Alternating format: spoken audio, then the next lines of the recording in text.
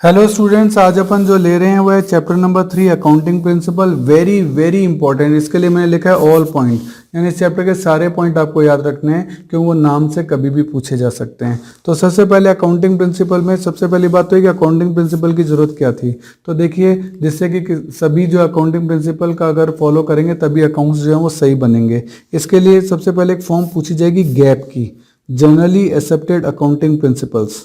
तो ये जो वर्ड है आप याद कर लो, एग्जाम में पूछा जाएगा कि किसको फॉलो करते हैं प्रिंसिपल। तो अब इसमें सबसे पहले मैं ले रहा हूँ अकाउंटिंग कॉन्सेप्ट एंड अजम्पशंस।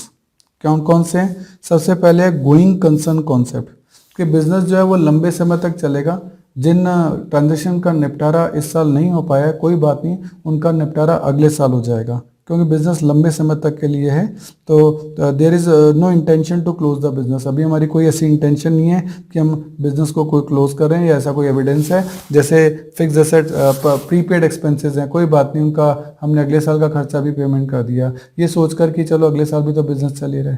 ऐसे ही आउटस्टैंडिंग एक्सपेंसेस हैं, उनका पेमेंट इस साल नहीं किया, कोई बात नहीं, हम अगले साल कर देंगे, तो अगले साल भी तो बिजनेस चल ही रहा है। इस तरीके से गोइंग कंसर्न कॉन्सेप्ट होता है। नेक्स्ट आपका आता है कंसिस्टेंसी कॉन्सेप्ट। कंसिस्टेंसी कॉन्सेप्ट ये कहता है कि आपने जो अकाउंटिंग पॉलिसी एक बार सेलेक्ट कर ली, आप उसे बार बार चेंज नहीं करेंगे। ठीक है, जो भी प्रिंसिपल या मेथड्स आपने सेलेक्ट कर लिए वो रिमेन कंसिस्टेंट रहेंगे फ्रॉम ईयर टू 1 ईयर, है ना। जैसे कि डेप्रिसिएशन का मेथड पहले आप स्ट्रेट लाइन मेथड यूज़ करते थे, अब आप WDV यूज़ कर रहे हैं। ऐसा बार बार नहीं होगा, एक बार यूज़ कर लिया तो जब तक कि बहुत ही जरूरी ना हो जाए आप उस प्रिंसिपल को, आप उस रूल को चेंज नहीं करेंगे। इसी को कहते हैं कंसिस्टेंसी, यानी रेगुलरिटी रहनी चाहिए। एक्रूअल कॉन्सेप्ट या मैचिंग कॉन्सेप्ट। एक्रूअल पैसे जो बेसिकली होता है ये ट्रांजेक्शन रिकॉर्डिंग के लिए होता है ना, कि यहाँ खर्चा चाहे हुआ हो, पेमेंट हुआ हो चाहे नहीं हुआ हो, लेकिन आपको खर्चा अगर अकर हुआ है तो उसकी अकाउंटिंग करनी पड़ेगी। तो इसका मतलब होता है transaction is recorded in the books of account at the time when it is entered and not when the settlement taken place. इसका मतलब है कि जब वो ट्रांजेक्शन अकर हो गया ना, वो अकर हो गया, इसका मतलब आपको उसको रिकॉर्ड करना है। उसका पेमेंट होना या ना होना, या उसका पैसा रिसीव होना या ना होना, नॉट ए मैटर। वो ट्रांजेक्शन हो गया तो आपको रिकॉर्ड करना ही पड़ेगा। देन उसके बाद आपके आते हैं अकाउंटिंग प्रिंसिपल्स। जो अब तक अपन ने 3 डिस्कस किए वो थे अकाउंटिंग कॉन्सेप्ट एंड अजम्पशन। अब है अकाउंटिंग प्रिंसिपल्स। पहला है बिजनेस एंटिटी प्रिंसिपल। इसका एक और नाम होता है सेपरेट एंटिटी प्रिंसिपल। ये इस नाम से आते हैं, नाम ही दे दिया जाएगा, एक्सप्लेन इट। मैं बता रहा हूं आपको, ये इसी तरह से नाम ही दिए जाएंगे आपको डायरेक्टली, और आपको इनको एक्सप्लेन करना पड़ेगा। तो बिजनेस एंटिटी प्रिंसिपल आपको ये बताता है कि बिजनेस और बिजनेसमैन दो सेपरेट एंटिटी हैं। लिखा है business is treated as unit separate and distinct from it owner. सही है। The proprietor is treated as a creditor of the business.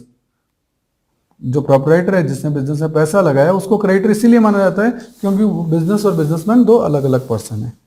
Money measurement principal ये कहते हैं कि बिजनेस में जिन ट्रांजैक्शन को मनी में मेजर किया जा सके केवल आप उन्हीं को लिखेंगे, दूसरे ट्रांजैक्शन को नहीं लिखेंगे। मनी यानी मनी में मेजरेबल होनी चाहिए वो चीज।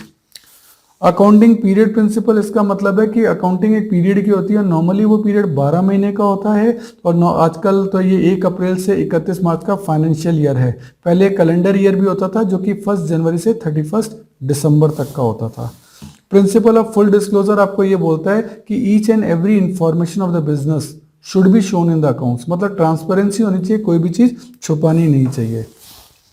अब इसमें अपन देखें, इसका एक एग्जांपल पूछा जाता है, बहुत ही इंपॉर्टेंट है, कंटीजेंट लायबिलिटी का।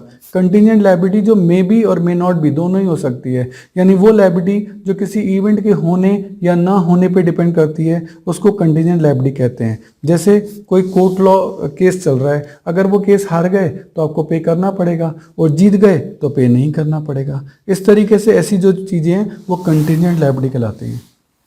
देन आता है principle of materiality. Principle of materiality क्या है कि मटेरियल गुड्स होना बहुत जरूरी है। भाई आपके पास कोई पूछेगा आपके पास क्या है, तो आप बड़ी एसेट्स के नाम बताओगे, ये थोड़ा ना बताओगे मेरे पास इरेजर है, मेरे पास शार्पनर है, ऐसी चीज़ें नहीं होती। इसके अलावा कहीं 54.6 है तो अपन इसको कितना कर देते हैं 55, या 54.4 है तो हम इसको कितना कर देते हैं 4, यानी हम पैसे को ओमिट कर देते हैं।